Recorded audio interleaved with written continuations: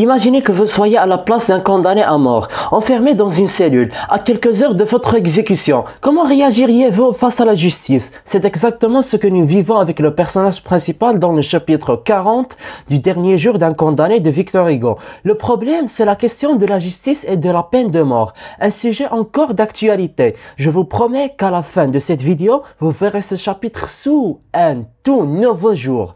Et pour vous convaincre, je vais vous montrer comment Victor Hugo utilise l'angoisse et la révolte du condamné pour dénoncer l'injustice de la société. Restez avec moi jusqu'à la fin, car ce que vous allez découvrir pourrait bien changer votre perception de la justice.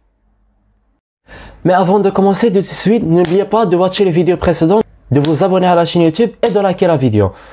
On commence par la citation des idées principales. On écrit grand 1, idée principale ou idée essentielle. Puis on s'y discute. On a, premièrement, l'exécution qui approche imminentement. Deuxièmement, on a le condamné qui a son angoisse qui se grandit.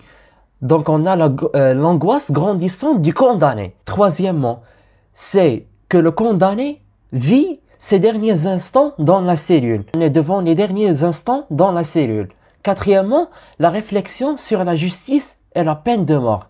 Cinquièmement et dernièrement, on a la déshumanisation par le système judiciaire. On cite ça. Et les voici.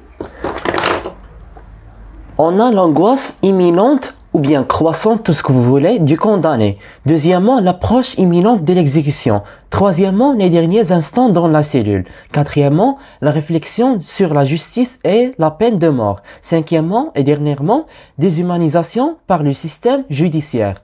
Mais il ne suffit pas de citer comme ça les idées principales, il faut les réunir en un résumé plus concentré et plus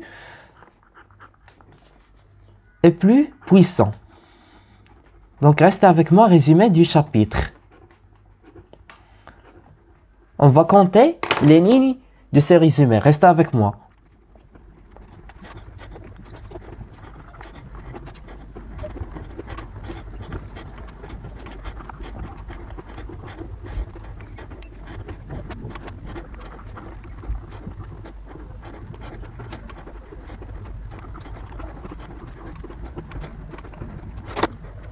Donc voici le résumé. Je lis et tu écoutes attentivement, chers élèves. Dans ce chapitre, le narrateur vit ses derniers instants avant l'exécution. Il décrit l'angoisse de l'attente, l'arrivée du prêtre et la préparation au supplice. Son esprit est hanté par la peur et le désespoir. Il entend les bruits de la prison. Chaque détail devient insupportable. Il rejette l'hypocrisie des rites religieux imposés. Les rites, ça veut dire les pratiques.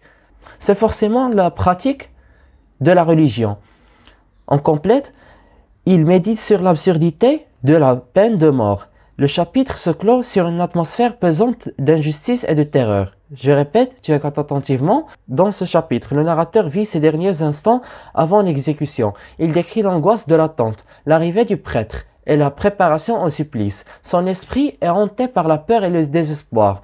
Il entend les bruits de la prison. Chaque détail devient insupportable. Il rejette l'hypocrisie des rites religieux imposés. Il médite sur l'absurdité de la peine de mort. Le chapitre se clôt sur une atmosphère pesante d'injustice et de terreur. Et voilà tout ce qu'on a pour le chapitre 40 du roman Le dernier jour d'un condamné. Ah, j'ai oublié de compter les lignes. On a 1, 2, 3, 4, 5, 5 lignes. 5 lignes. Moins de 8 lignes. C'est très facile, n'est-ce pas? Alors, si tu es arrivé à cet instant, n'oublie pas de watcher les vidéos précédentes, de t'abonner à la chaîne YouTube et de liker cette vidéo. À très vite.